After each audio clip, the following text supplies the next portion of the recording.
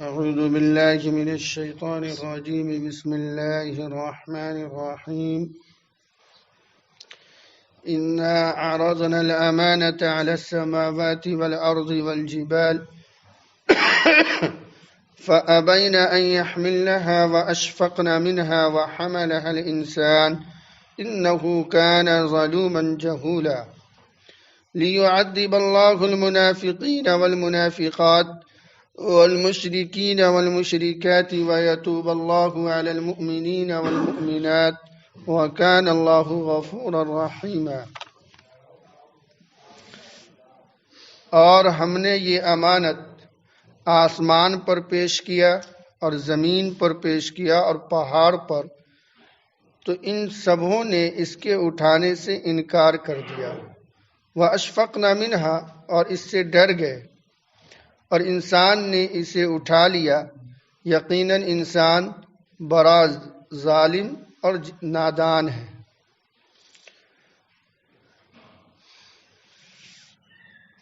ہم نے اس امانت کو آسمان و زمین پر پیش کیا. امانت سے مراد کیا ہے؟ امانت سے مراد ایمان ہے، ایمان کے تقاضوں پر عمل ہے، اور عمل کرنے پر ثواب کا ملنا اور عمل نہ کرنے پر سزا کا ملنا. یہ امانت اللہ تعالی نے آسمان و زمین کی تخلیق کے بعد اور انسان کی تخلیق سے پہلے انسان کی تخلیق سے پہلے اللہ تعالی نے اپنی اس امانت سے، بہت سے لوگ یہاں پر اس کا ترجمہ قرآن کریم کو کرتے ہیں، یہ غلط ہے. قرآن کریم خاص مراد یہاں پر نہیں ہے. امانت سے مراد اللہ کے احکام ہیں، اور یہ احکام قرآن کریم میں بھی ہیں، اور اس سے پہلے جتنی کتابیں آئیں اس میں بھی ہیں. اور بہت سے پیغمبر تو ایسے آئے جن کو پر کتابیں نازل نہیں ہوئی، لیکن ان کے پاس بھی اللہ کے احکام آئے وحی کی شکل میں. تو اس سے صرف قرآن کریم مراد نہیں ہے. یہ الگ بات ہے کہ جو پیغام اللہ امانت کے طور پر بندوں کو سپرد کیا ہے اس میں قرآن کریم بھی شامل ہے. بہرحال مراد امانت سے یہاں پر یہ ہے کہ اللہ کے احکام جن پر عمل کر کے آدمی ثواب کا مستحق بن جائے اور اس کو نظر انداز کر کے جہنم کا مستحق بن جائے. اللہ تعالیٰ نے یہ امانت انسان سے پہلے آسمان کو، زمین کو اور پہاڑ کو سپرد کیا، اور انہیں کہا کہ تم چاہو تو یہ امانت اٹھا لو. تو ان تینوں نے، آسمان نے بھی، زمین نے بھی اور پہاڑ نے بھی، اللہ سے معلوم کیا کہ اس پر ہمیں کیا ملنا ہے. تو اللہ تعالیٰ نے فرمایا کہ تم اگر اس امانت کا حق ادا کرو گے، یعنی جیسا ہم نے عمل کرنے کو کہا ہے ویسا کرو گے، تو ثواب کے مستحق ہوگے، اور اگر تم نے اس کی خلاف ورزی کی تو عذاب کے مستحق ہوگے. تو پھر ان تینوں نے سوال کیا کہ کیا اس میں ہمیں اختیار ہوگا عمل کرنے نہ کرنے میں؟ تو اللہ تعالیٰ نے فرمایا ہاں، عمل کرنے نہ کرنے کے درمیان تمہیں اختیار ہوگا. اپنے اختیار سے تم چاہو گے تو نیکی بھی کرو گے، اور اگر چاہو گے تو نہیں کرو گے. تو اس وقت ان تینوں نے اس کے اٹھانے سے، اس ذمہ داری کو قبول کرنے سے انکار کر دیا. کیوں کیا؟ اس لیے کیا کہ ان کو جب اختیار دیا گیا کہ تم چاہو گے تو اپنی مرضی سے ہمارے احکام کی پابندی کرو گے، اور اگر چاہو گے تو نہیں کرو گے، تو ایسی صورت میں امکان تھا کہ یہ اپنے اس امانت کا حق ادا نہ کر پائیں اور عذاب کے مستحق ہو جائیں. اس ڈر سے انہوں نے اس کو اٹھانے سے منع کر دیا کہ ہم سے یا الہ العالمین یہ بڑا بوجھ اور بڑی ذمہ داری کا حق ادا نہیں ہو پائے گا. اب یہاں پر بہت سے سوالات ہوتے ہیں. پہلی بات تو یہ ہے کہ آسمان و زمین اور پہاڑ کیا مکلف ہے جیسے انسان مکلف ہے؟ دیکھیے، مکلف ہونا اور نہ ہونا یہ کس کی طرف سے؟ اللہ کی طرف سے. اللہ تو جسے چاہے مکلف بنا دے.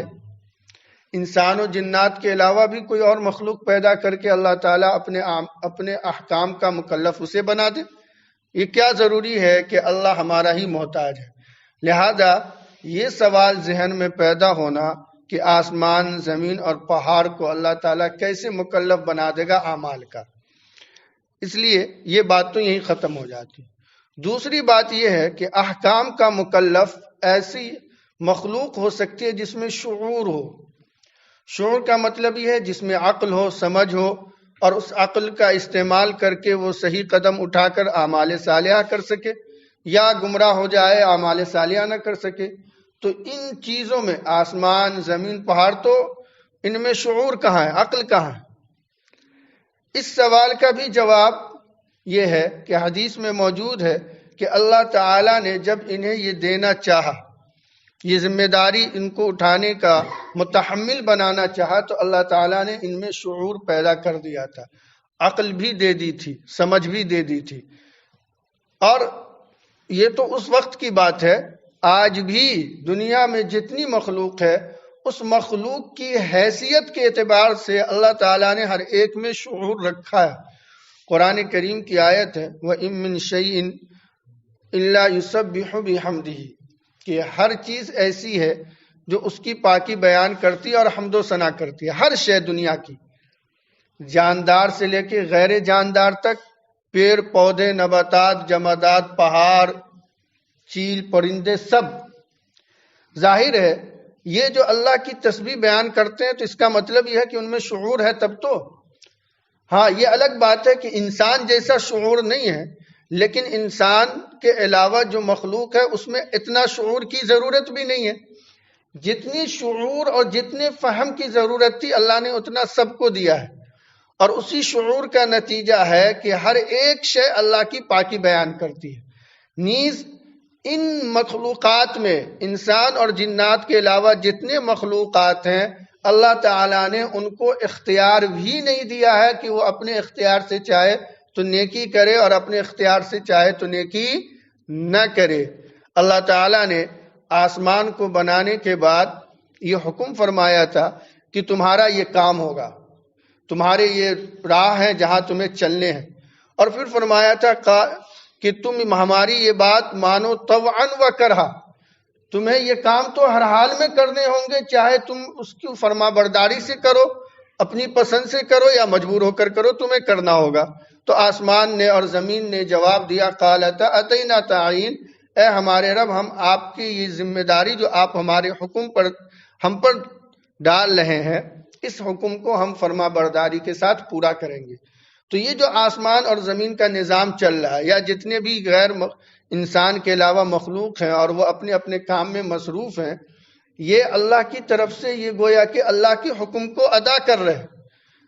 اب اس میں وہ با اختیار نہیں ہے کہ وہ اپنی مرضی سے چاہے تو کریں اور نہ کریں، ایسا نہیں ہے۔ ہوا چاہے تو چلے نہ چلے، ایسا نہیں ہے، اس کو چلنا ہی چلنا ہے اللہ کے حکم سے۔ تو بہرحال یہ سب کے سب مخلوقات مجبور ہیں، یعنی اللہ کی فرما برداری کرنے میں اور اس کے حکم کو بجا لانے میں با اختیار نہیں ہے، مجبور ہیں۔ اور اللہ نے ان کو اس کا اختیار ہی نہیں دیا کہ وہ چاہیں تو کریں یا نہ کریں۔ ایسے ہی اسی میں فرشتے بھی ہیں، اللہ نے فرشتوں کو بھی حکم کی خلاف ورزی کے لیے اس کو اختیار ہی نہیں دیا ہے، ان کو جو ہے نیکی پر ہی پیدا کی ہے اور وہ نیکی ہی کر سکتے ہیں۔ تو لہذا اس سے یہ بات سمجھ میں آتی ہے کہ یہ ساری چیزیں، ان ساری چیزوں میں بھی عقل و شعور ہے، لیکن اس کی ضرورت کے مطابق ہے۔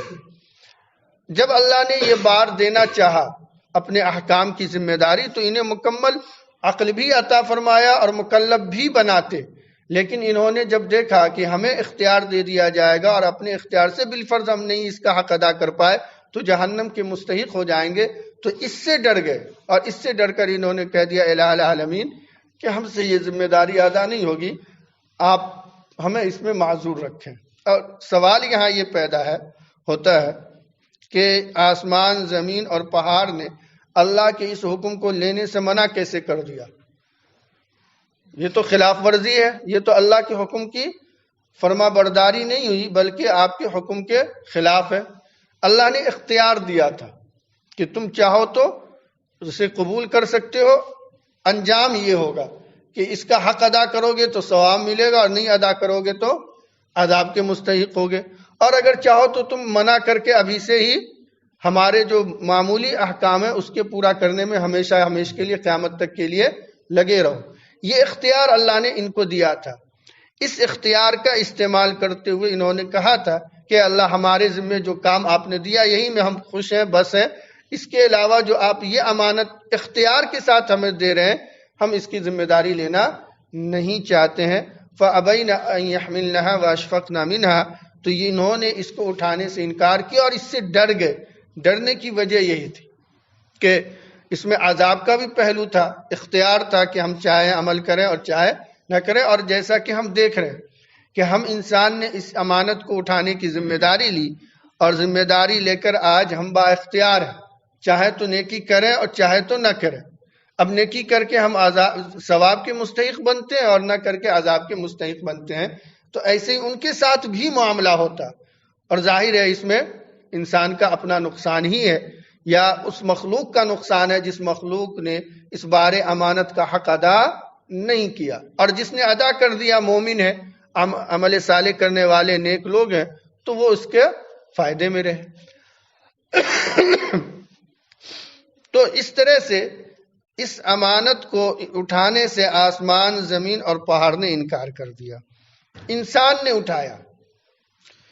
یہ معاملہ انسان نے اللہ کی بار امانت کو اٹھایا کب؟ آیا آدم علیہ السلام کی تخلیق کے بعد یا آدم علیہ السلام کی تخلیق سے پہلے؟ آپ جانتے ہیں بار بار یہ بات بھی آتی ہے اور آپ سنے بھی ہیں اور پڑھے بھی ہوں گے کہ اللہ تعالیٰ نے دنیا کے بنانے سے پہلے سارے انسان کو روح کی شکل میں جمع کر کے وعدہ لیا تھا کہ میں تمہارا رب ہوں یا نہیں، عالم الست میں جسے کہا جاتا ہے۔ تو ہم سبوں نے یہ کہا تھا قالوا بلا، ہاں کیوں نہیں، آپ نے ہمیں پیدا کیا، آپ ہمارے پروردگار ہیں، آپ ہمارے پالنہار ہیں۔ اسی موقع پر اللہ تعالیٰ نے یہ امانت انسان کے سپرد کیا اور انسان سے پوچھا اب جب تم مانتے ہو کہ ہم تمہارے رب ہیں تو ہم تمہیں ایک امانت دینا چاہتے ہیں، اور یہ امانت یہی اللہ کا احکام جس پر عمل کر کے ہم ثواب کے مستحق ہو سکتے ہیں اور جس کا انکار کر کے ہم عذاب کے مستحق بن سکتے ہیں۔ تو انسان نے اللہ کی رضا کی لالچ میں، شوق میں اور جنت کے پانے کی طلب میں اس امانت کو اٹھا لیا، جس امانت کو اس ڈر سے کہ پتہ نہیں اس کا حق ادا کر پائیں گے یا نہیں کر پائیں گے، پہاڑ، آسمان اور زمین نے انکار کیا تھا۔ انسان نے دوسرے پہلو سے سوچا، اللہ تعالیٰ نے بتایا، جس طرف ان پہاڑوں نے سوال کیا کہ اللہ ہمیں اس پر ملے گا کیا، تو اللہ نے بتایا کہ اگر تم عمل کرو گے تو تمہیں یہ جنت اور ہماری رضا ملے گی، ثواب کے مستحق ہوگے، اور نہیں کرو گے تو عذاب کے مستحق ہوگے۔ انسان نے بھی یہ پوچھا کہ اللہ اس بار امانت کو اٹھا لینے کے بعد ہماری ذمہ داری کیا ہوگی اور ہمیں ملے گا کیا؟ تو اللہ تعالیٰ نے فرمایا کہ تمہیں اللہ کی رضا یعنی میری رضا ملے گی، جنت کے مستحق ہوگے اور ثواب پاؤ گے۔ تو اس امید میں، اس لالچ میں، اس طلب میں، اس شوق میں کہ اللہ کی رضا ملے گی، انسان نے اس بار امانت کو اٹھایا، اٹھا تو لیا، لیکن اللہ تعالیٰ فرماتے انہو کان ظلوما جہولا، وہاں تو اٹھا لیا اور وعدہ کر لیا کہ اے الہ العالمین ہم اس بار امانت کا حق ادا کریں گے۔ پھر اس کے بعد اللہ نے تخلیق کے بقیہ مراحل پیدا کیے، پھر آدم علیہ السلام کو بنایا اور پھر پیغمبروں کو بنایا اور بقیہ سلسلہ چلا۔ اب وَحَمَلَهَا الْإِنسَانُ، انسان نے اس کو اٹھا لیا۔ پھر اللہ تعالیٰ خود کہتے ہیں کہ انہو کان ظلوما جہولا، یہ انسان ظالم بھی ہے اور نادان بھی ہے۔ ظالم کا مطلب کیا ہے؟ ظالم کا مطلب یہ ہے کہ جس چیز کا وعدہ کیا اس کو پورا نہ کر کے اپنے اوپر ظلم کرنا، اور جہول کا مطلب یہ ہے ناواقف ہونا، نادان ہونا۔ نادانی سے مراد یہاں پر کہ انسان عاقبت کو اور انجام کو نہ سوچ کر قدم اٹھا لینا۔ اللہ تعالیٰ فرماتے ہیں انسان نے اس ذمہ داری کو تو اٹھا لیا، وہاں وعدہ بھی کر لیا، لیکن دنیا میں آ کر اس نے اس کو بھول بیٹھا، اور اکثریت انسانوں کی ایسی ہو گئی کہ وہ اللہ کی وحدانیت کی منکر ہی ہو گئی، کفر اور شرک میں مبتلا ہو گئی۔ تو اس اعتبار سے یہ جاہل بھی ہے، کہ نادانی کر بیٹھی، جو امانت اٹھایا تھا اس کا حق ادا نہیں کیا، اور ظالم بھی ہے کہ خود اپنے اوپر اللہ کے احکام کی خلاف ورزی کر کے ظلم کر رہا ہے کہ یہ اپنے آپ کو جہنم کا مستحق بنا رہا ہے۔ تو اس طور پر انسان ظالم بھی ہے اور جاہل بھی ہے، لیکن یہ جو انسان ظالم اور جاہل ہے یہ ہر ایک سے متعلق نہیں ہے۔ مطلق یہاں ہے کہ انہ کان ظلوما جہولا، کہ یہ انسان ظالم بھی ہے اور جاہل بھی ہے، تو اس سے سارے انسان مراد نہیں ہے، وہ خاص طبقہ جو مومن کے علاوہ اور نیک لوگوں کے علاوہ ہے جنہوں نے اس بار امانت کو بھلا دیا، وہ مراد ہے کہ یہ ظالم بھی ہے اور جاہل بھی ہے۔ اگر ہم اس کو سارے انسان پہ اپلائی کر دیں اور اس سے سارے انسان مراد لے لیں کہ یہ ظالم بھی ہے اور جاہل بھی ہے، تب تو معنی بدل جائے گا، کیونکہ جو نیک لوگ ہیں، اللہ کے محبوب بندے ہیں جنہوں نے ایمان قبول کیا، اور اس میں انبیاء بھی ہیں اور دیگر نیک صالحین بھی ہیں، تو وہ پھر ظالم کیسے ہوئے؟ انہوں نے تو ظلم کیا نہیں، انہوں نے تو نیکی کر کے اور کار خیر کر کے اپنے آپ کو اللہ کی رضا کا مستحق بنا لیے، اور پھر وہ نادان بھی نہیں ہوئے کیونکہ انہوں نے عاقبت کو سوچا سمجھا اور اس کے مطابق کام کیا۔ تو اس لیے یہاں پر مراد انسان ظالم جاہل سے سب مراد نہیں ہے، اس سے مستثنا ہے وہ لوگ جنہوں نے اس بار امانت کا حق ادا کر کے اللہ کی رضا کے پروانہ کو حاصل کر لیا، یا حاصل کرنے کی کوشش کر رہے ہیں، یا عمل صالح کر رہے ہیں جس پر یقین ہے اور امید ہے کہ اللہ تعالیٰ ضرور اس پر ہمیں ثواب عطا فرمائیں گے اور اپنی رضا عطا فرمائیں گے، لہذا وہ اس ظالم اور جاہل میں شامل نہیں ہے۔ بہت سے لوگ اس کی تفسیر میں یہ غلطی کرتے ہیں، وہ کہہ دیتے ہیں کہ انسان نے نادانی میں اس بار امانت کو اٹھا لیا۔ نہیں، نادانی میں نہیں اٹھایا، اللہ نے اختیار دیا تھا، عاقبت کو سمجھا تھا، اور انسان نے اللہ کی رضا کے شوق میں اٹھایا تھا۔ اس لیے اس لفظ اور اس جملے کا تعلق تمام انسانوں سے نہیں ہے، نہ آخرت کے تعلق سے، یہ دنیا کے تعلق سے ہے کہ آنے کے بعد ہم بھول بیٹھے اور اپنے آپ پر ظلم کر بیٹھے۔ اس لیے جو لوگ بھول بیٹھے ہیں وہ ظالم ہیں اور نادان ہیں، سارے انسان نہیں ہیں۔ اب اس میں لوگ امانت کا ترجمہ قرآن کریم سے کر دیتے ہیں کہ مراد قرآن کریم ہے، یہ صحیح نہیں ہے۔ کہہ سکتے ہیں کہ ہاں قرآن کریم بھی اس میں شامل ہے، یہ نہیں کہہ سکتے قرآن کریم مراد ہے۔ لِيُعَذِّبَ اللَّهُ الْمُنَافِقِينَ، ایک بات اور ہے کہ یہ حکم جتنا انسان کے لیے ہے، اس حکم میں جنات بھی شامل ہے، کیونکہ اس وقت مخاطب جنات بھی تھا، اور جنات کو بھی اللہ نے یہی بار امانت دے کر سوال کیا تھا کہ تم چاہو تو لو، اس کے بدلے جنت ملیں گے، اگر حق ادا کرو گے، نہیں ادا کرو گے تو جہنم ملے گا۔ تو جنات نے بھی قبول کیا تھا، اس لیے جنات بھی اس میں شامل ہے، جنات بھی مکلف ہے ان سارے احکام کا قرآن کریم کے جس کا مکلف ایک انسان ہے۔ لِيُعَذِّبَ اللَّهُ الْمُنَافِقِينَ وَالْمُنَافِقَاتِ، تاکہ اللہ عذاب دے منافق مردوں کو، منافق عورتوں کو، مشرک مردوں کو، مشرک عورتوں کو، اور اللہ رحم کرے، عنایت فرمائے مومنین مردوں پر اور مومن عورتوں پر۔ وَكَانَ اللَّهُ غَفُورًا رَحِيمًا، اور اللہ تعالیٰ انتہائی معاف کرنے والا مہربان ہے۔ اللہ تعالیٰ فرماتے ہیں کہ یہ جو بار امانت ہم نے انسان کو دیا اور اسے قبول کر لیا، اور اس قبول کرنے کے بعد بعض لوگ اس کے حق سے اس کے حق کی ادائیگی کے حق کو ادا نہیں کر پائے اور منکر ہو گئے، ان میں منافقین بھی ہیں اور مشرکین بھی ہیں، چاہے ان کے مرد ہوں یا عورتیں ہوں، اور اسی میں کافر بھی ہیں۔ جب مشرک بولا جائے تو اسی میں کافر بھی آ جاتے ہیں۔ لہذا اللہ تعالیٰ اب اس حق کے ادا کرنے والوں یعنی مومنین پر تو اپنا رحم فرمائے گا، اپنی عنایت فرمائے گا، اور جو لوگ اس کے منکر ہوئے، خواہ وہ منافقین کی شکل میں ہو یا مشرکین کی صورت میں ہو، ان پر اللہ تعالیٰ عذاب نازل فرمائے گا۔ یہ اسی لیے ہے عذاب یا ثواب کہ انہوں نے جس بار امانت کو اٹھایا اس کا حق ادا نہیں کیا، اور جنہوں نے حق ادا کیا اسے ثواب ملے گا۔ لہذا اب یہ کسی کا کہنا کہ انسان مجبور ہے، یہ غلط ہے۔ انسان مجبور نہیں ہے، انسان مجبور اس وقت ہوتا ہے جبکہ اس کو نیکی کرنے یا گناہ کرنے کا اختیار نہ دیا جاتا۔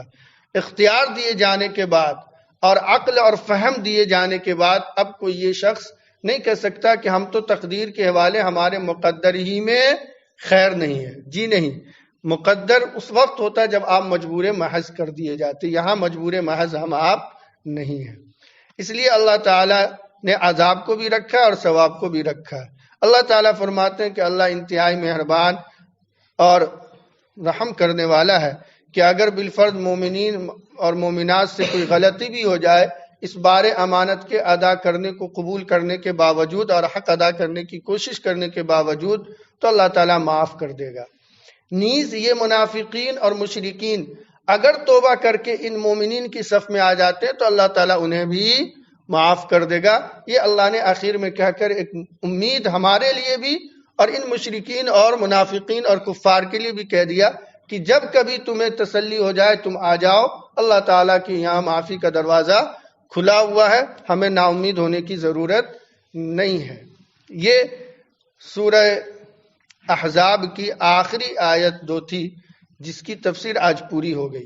سورہ احزاب میں 2 باتوں کا خصوصاً حکم ہوا.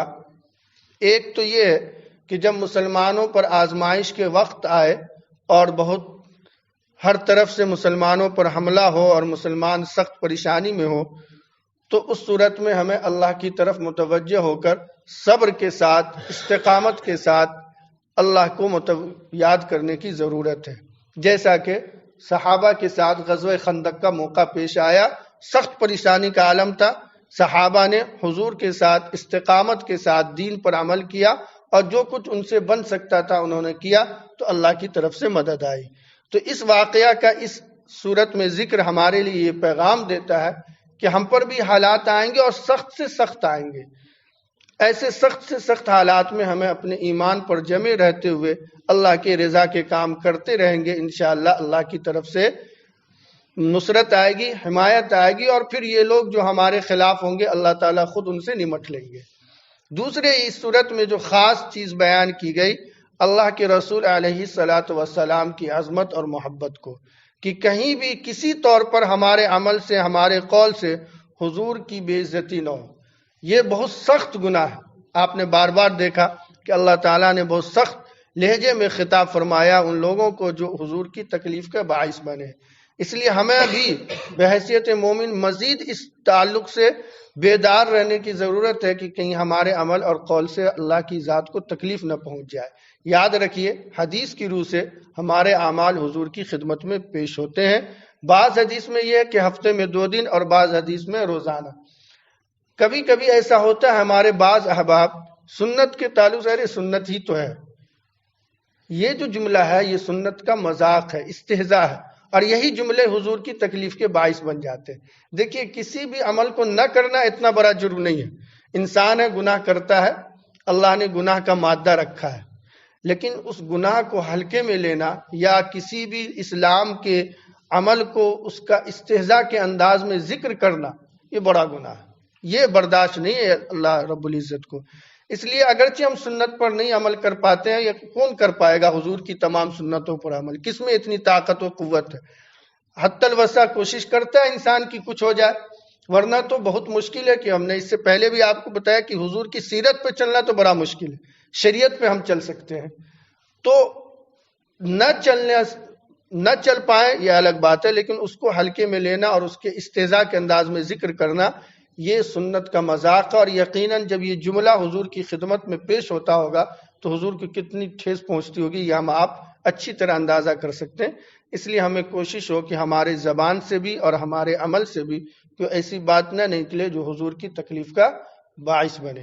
اللہ تعالی ہمیں ان تکلیف دہ حضور کی ذات کو تکلیف پہنچانے والے اعمال اور افعال سے محفوظ رکھے، نیک عمل کی توفیق مرحمت فرمائے.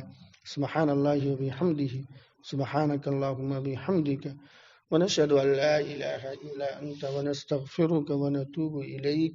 سبحان ربک رب العزت عما یصفون وسلام علی المرسلین والحمد للہ رب العالمین.